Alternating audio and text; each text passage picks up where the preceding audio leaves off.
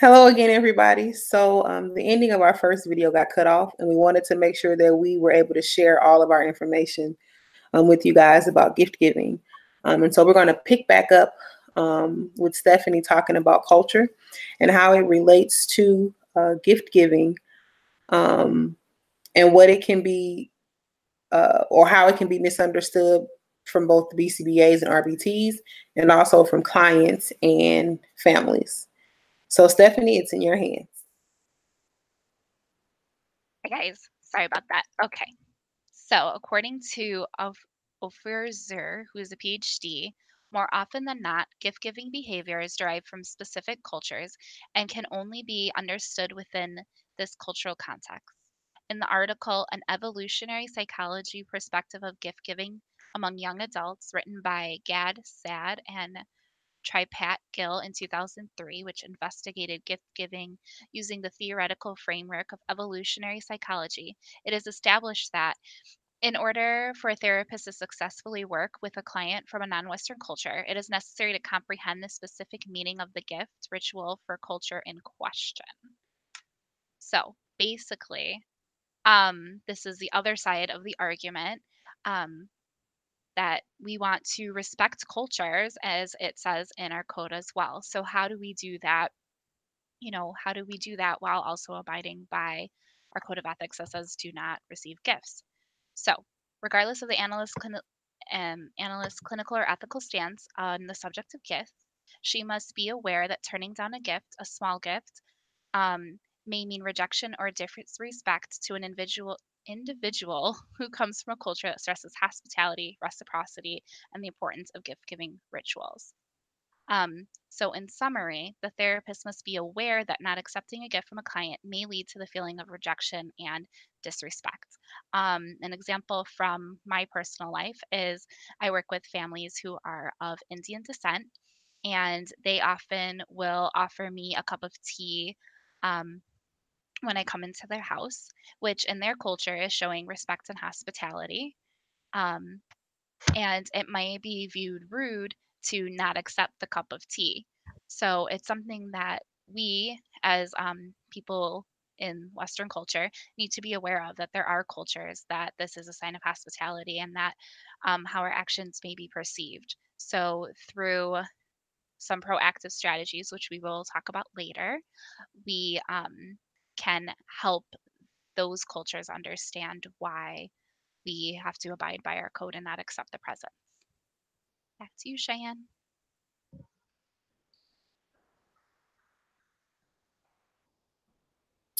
All right, thanks, Stephanie. And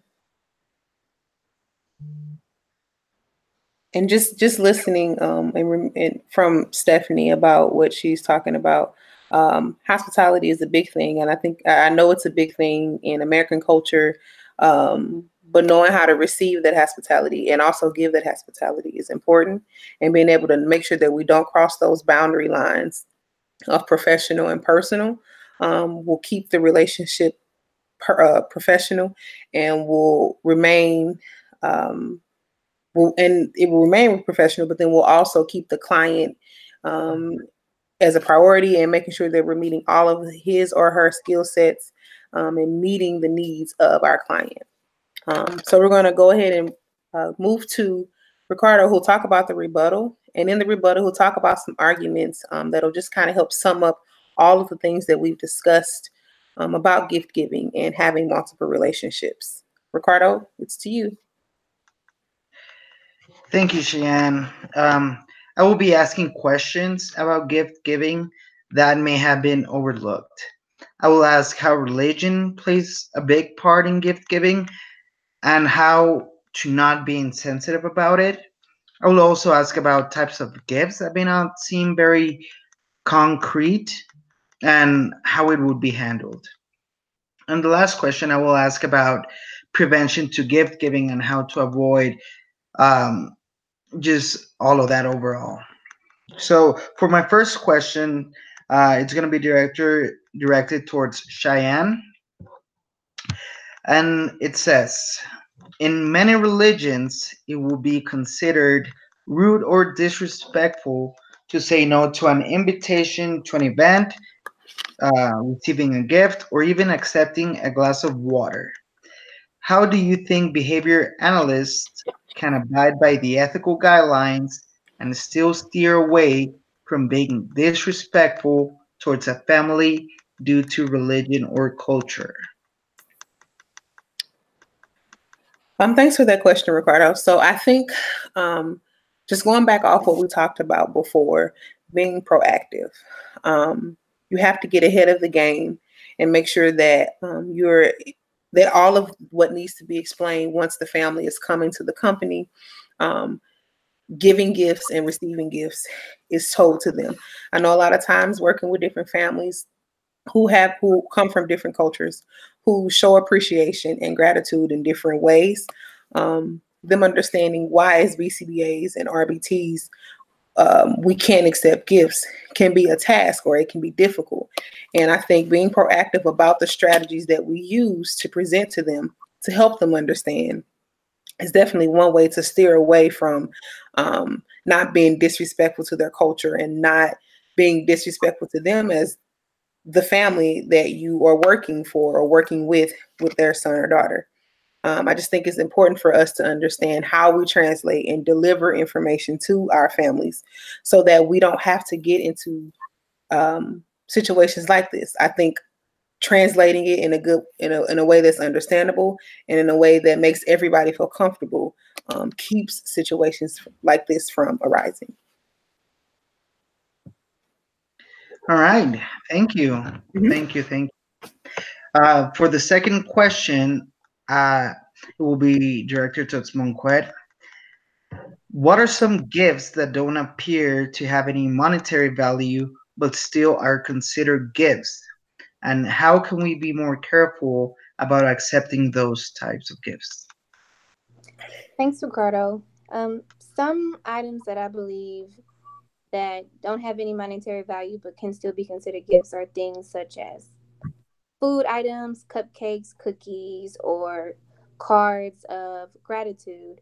In my experience, um, before the ethical guideline was in place that we couldn't receive gifts, was um, at my client, excuse me, at my last clinic, we would sometimes get cookies or things for breakfast, donuts, things like that of that nature. And in response to that, I did have a particular client like try to ask me some questions about their child and things like that. And I had to politely let them know that that wasn't my place. And if they had any questions, they can talk to the BCBA because at the time I was only an RBT. So, ways that we can carefully not accept those going forward is to simply not accept those items, but politely explain to them the reasons why we can by not necessarily quoting the guidelines word for word, but just respectfully informing them of why we can't, and just the hope that it doesn't hinder anything going forward. All right. Thank you. For the last question, um, it's going to be directed towards Stephanie. And to avoid all of this dilemma, what would the ideal prevention to receiving any type of give exchange be? So we talked about this a little earlier, guys. The ideal prevention of receiving gifts will probably have to be attacked on two fronts. So first, you want to address your staff. So this is something that should be talked about during trainings and the onboarding process. It should also be a continuous conversation through memos, through BCBAs and their RBTs, and especially around the holidays time, we just want to be proactive about that. And it should also be attacked on the client side of things. So when we have our kickoff meetings, our initial assessments, we want to make sure that we explain the code to our families and that we explain things again around the holiday time um, that it's not a part of our practice to accept presents. And although we appreciate the sentiment, we just simply cannot. And I think just putting it out there and making ethics a proactive and ongoing conversation really helps be preventative and saves us a lot of awkward interactions. Thanks, Ricardo. All right. Thank you for that. And lastly, as a team, we have developed an acronym that will help us remember to follow ethical guidelines about gift exchange. And Monqued will explain that to us. So our team came up with this acronym to implement for yourself because, you know, you may not be able to remember the whole ethical guideline book, but here it is. GIFTS. Remember, gifts interfere with fruitful therapeutic services. Back to you, Cheyenne. All right, thanks, Monqued. And I think we were trying to show our acronym, and it is being shown. I can see it, so I hope everybody else can see it. But we really thank you all for listening to both of our videos. A lot of information was presented today around gift giving, and we really just want you to remember that at the end of the day, we're there for our clients to make sure that we see them improving daily. And the only way that we can do that is if we remember to make them a priority, but to also create and develop plans that support them in the best way. And if we divert from those plans and those interventions and move to, you know, giving gifts and doing things that are not a part of ABA, then we create more issues and we don't get the job done. So again, we thank you all for listening, and we hope you enjoy everything that was presented.